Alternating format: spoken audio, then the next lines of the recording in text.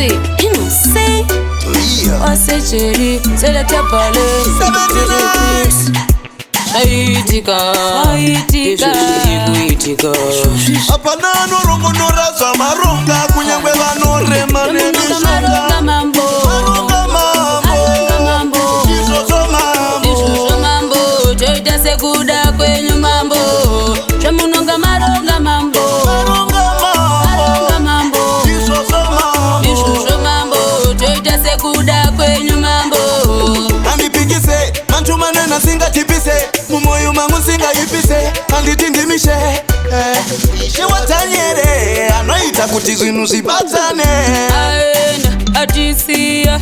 Dosha maronga mambo. Matisanganisa. Dosha maronga mambo. Ishoso mambo. Joita sekuda kwenyu mambo. Shamunonga maronga mambo.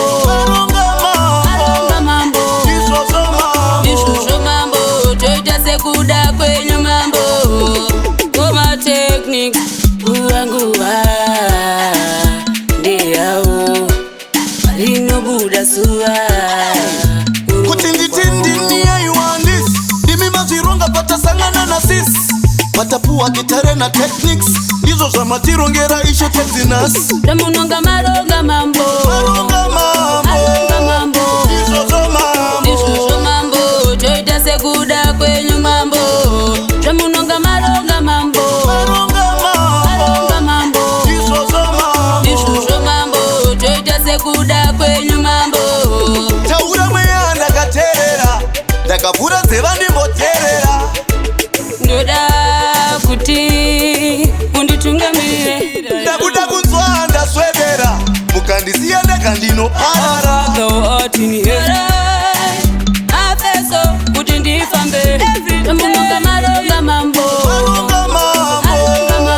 Ishoso mambo. Joita sekuda kwenyu mambo.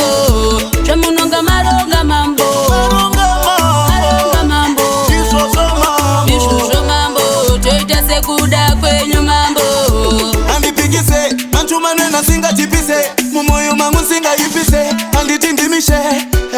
Ishe watanyere. Anoita kuti zinu zibatane. Aenda atisia. Dosha maronga mambo. Matisanganisa. Dosha maronga mambo. Ishoso mambo. Joita sekuda kwenyu mambo. Shamunonga maronga mambo.